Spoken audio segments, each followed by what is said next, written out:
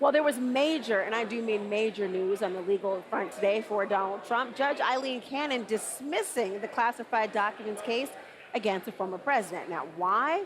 Well, because according to the judge, the appointment of special counsel Jack Smith violates the Constitution. She wrote in part, quote, "In the end, it seems the executive's growing comfort in appointing regulatory special counsels in the more recent era has followed an ad hoc pattern with little judicial scrutiny."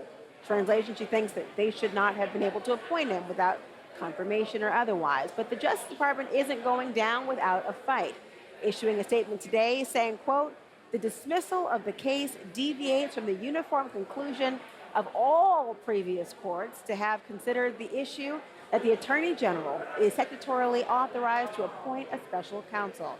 The Justice Department has authorized special counsel to appeal the court's order." For more, I want to bring in former Nixon White House counsel and CNN contributor John Dean, along with former U.S. Attorney Harry Litman. Glad to have both of you guys here. John, let me begin with you because this was such a significant moment of all the ways a judge could put their thumb on the scale, whether it's voir dire or excluding evidence or in witnesses and beyond. This was the ultimate. And when you look at what happened leading up to the ruling today, John, are you surprised that she ultimately decided to dismiss this case? Not at all. She seems to have gotten a telegraph in the concurring opinion of Justice Thomas, who raised issues that she indeed picked up and carried a distance not even he could carry in questioning the constitutionality of the appointment process under the appointment clause and also, as you mentioned, the appropriations clause. It's really a reach. It was a Hail Mary pass by the Trump team. And I think the only person in the world who could have caught it and plucked it out of the air was Aileen Cannon, and she did. And I think it's going to be reversed.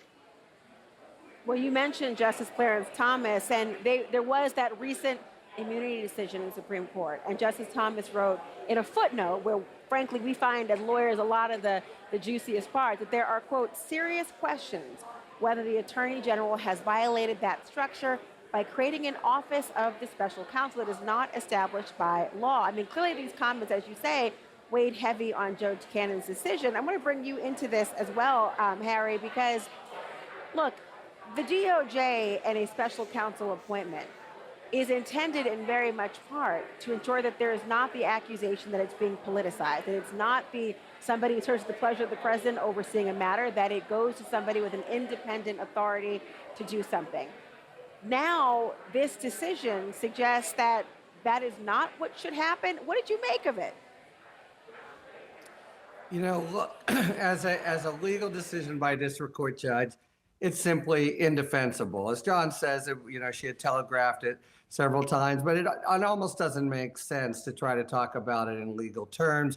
This is, as I said, the first Project 2025 opinion. The principle is only loyalty to Trump. But you make a very important point now, Laura, because the DOJ is committed to this notion of no appearance of conflict when they're prosecuting Trump. Something they could easily do, it's been suggested already, is they just assign somebody else to file the case, and then there's no problem, except that Merrick Garland and the DOJ want to keep this looking impartial, and that's why you have an appeal so quickly. But however quickly it is, I think she's done full service to Trump, because the 11th Circuit, I doubt, has time to reverse this before the election. The state of play for now is it's been reversed.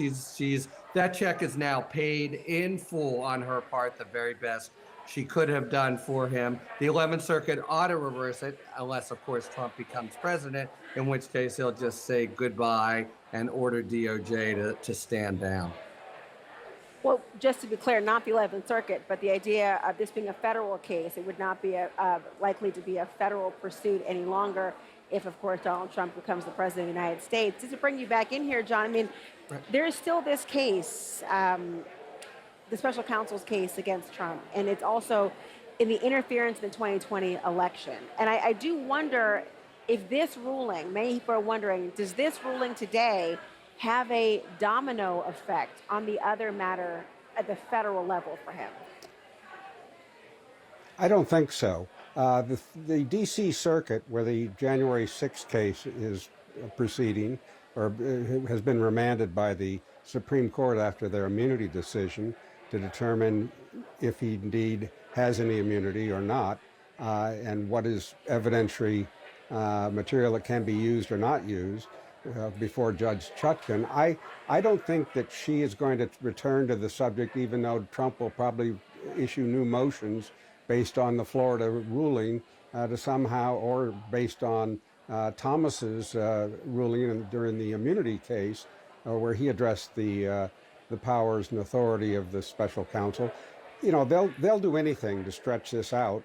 So I wouldn't be surprised if a motion was there. I'd be very surprised if Judge Chutkan entertained it or if it went anywhere.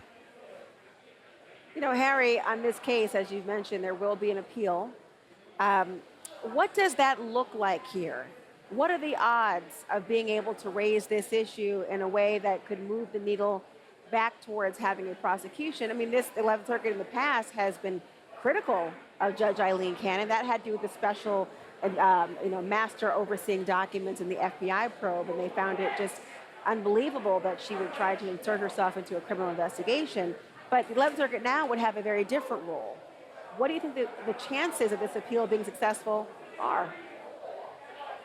As long as Trump isn't president, in which case he'll make the appeal shut down, the chances are very high. As the DOJ said up front, Laura, every single court to consider this case has gone the other way. It's especially outrageous for a district court to take it upon herself to do it. So I think it will be reversed. The question is, will they then recuse her? That's a bigger stretch, but yeah, with the preamble that you talked about in the search case, I think they have more than enough predicate. And she's just a sort of black eye now in that district. And I think they will want to bounce her if they can. Again, we're talking February, March, a time when, if we have a new second Trump regime, all of this is, all bets are off. They'll just tell the DOJ to close down shop. Well, there already was that slim notion of who it could be in that particular district. There wasn't not a whole lot of judges there to choose from. I do wonder really quickly, Harry, I do wonder if they could try to re-bring this case in another jurisdiction, knowing that some of the classified documents were reportedly found elsewhere other than Florida. The short answer is yes, they were worried about venue before, but I think they have a real shot if they wanted to in bringing it in D.C. Still with a special counsel now, that's what the DOJ will want. John Dean, Harry Litman, a pleasure to talk to you both. Thank you for joining me tonight.